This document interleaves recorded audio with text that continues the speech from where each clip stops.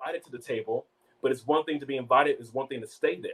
And so for me, my whole strategy was like, even right now, I had phone calls today, like just crazy miracles today, like amazing opportunities, like God favor, divine opportunities. Mm-hmm. And I'm a very booked and busy person. I have a lot of opportunities. I'm traveling all over the world. And so I was like, God, maybe it's, for me personally, my strategy is not going to try to gain a lot of followers, but be integral, be honest, do a good job, and you're going to do the rest. Mm-hmm. And I don't mean to get super spiritual, but the Bible talks about as your soul prospers, so shall you. It doesn't say if you prosper on social media.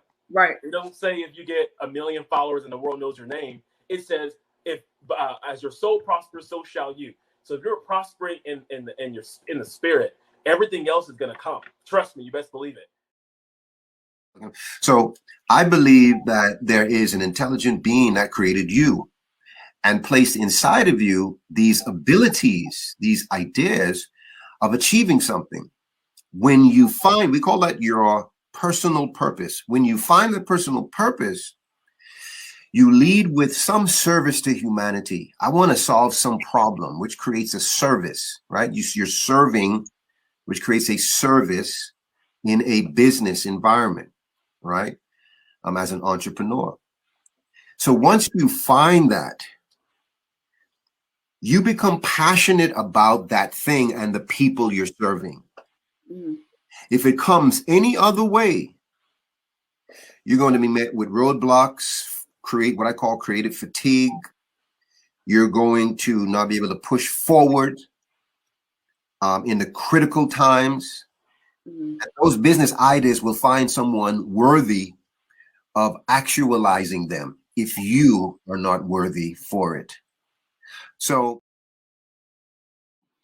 and when you're single, you have an opportunity as a single person, you become very self-centered because you only have to be able to worry about yourself. And so there, to a degree, is a level of selfishness that needs to be worked out of a single person before they get married. Because if not, we will go into that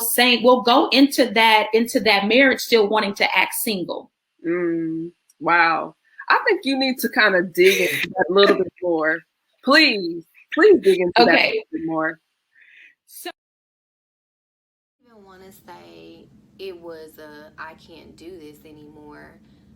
I was literally asking God, like, how do I supposed to love her? Show me how, past all of the hurt, all of everything.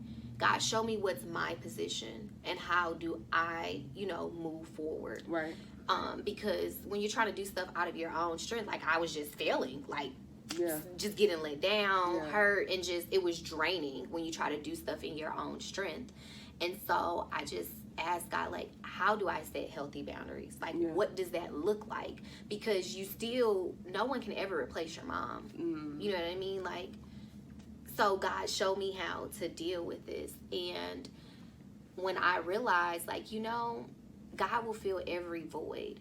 And so I had to switch, again, put your spiritual glasses on. I had to switch my perspective. I was a high school valedictorian, college graduate, major human services, minor psychology. I traveled the world, Italy, Croatia, Slovenia, London, England. I'm a designated disability service provider by the RCM, Revitalized Community Membership, DSP, Direct Support Professional Academy. So according to DC Department of Disability Services, if I wanted to be a DSP, I could if I wanted to. And I've done 2 commencement speeches, 14 years of age and 23 years of age. Wow, that's amazing. So you did your first commencement speech when you were 14? Yes. Wow. And you were a valedictorian of your high school and you graduated from college? Yes. Despite being autistic? Yes, I see autism as my super blessing, my superpower, my gift.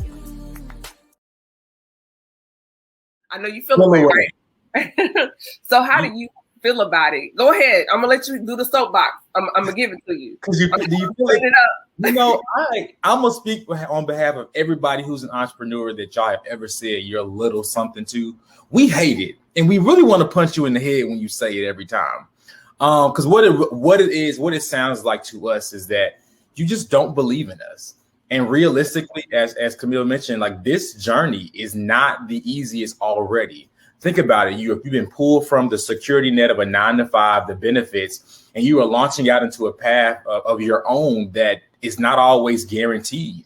And it's like then for us to be making strides, you know, having a pretty confident day, having an amazing week.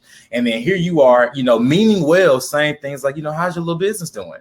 And it's like my little business is it feeds my family. It furnishes my life. It's not a little business. It might be a little business to you, but to me, it's everything. So stop. For me, I started to look at my friendships in that perspective. And so now I have categories of friends of people that I know that I can, like, if I need to be bailed out, that's the friend that I go to. They're going to hold a secret. They're going to bail it out and they're going to come get me. Right. And that's it. Ain't no questions asked. Then there's some people that I'm like, okay, they're just friends. Like they're my prayer friends. I can just go, like some of them cross, but there's some people that only do small things. Some people can do major things, but over time it's helped me to understand what I can put on people, who I can trust, who I have to keep certain things from, because they may just be, you know, every so often friend, right? They're cool. We're associates, right? But, and I know you for a long time, but you could only carry certain things of me because you haven't shown me that you are actually a friend at that depth. And that's okay. And the officer came to the car and he's like, do you have any idea how fast you're going? I was like, no, sir, I do not. I'm taking my son to his tutor and I really wasn't paying attention. He's like, well, you're going 60 to 35. Do you know I can take you to jail right now? Do you know how much this ticket's going to be? I was like, I understand, sir. I apologize, and my hands are still on the wheel. And the officer said to me, he's like, you're just going to accept the ticket? You're just going to accept the fact that I can give you this astronomical ticket or I can take you to jail? You're not going to argue with me or anything? I was like, officer, I just gaslight you? Excuse me? Was he trying to gaslight? Like, I was like, officer, my hands are still on the wheel. And I'm like, officer, I'll just take the ticket. I am a concealed weapons carrier. It is on my person. I'm just taking my son to the tutor.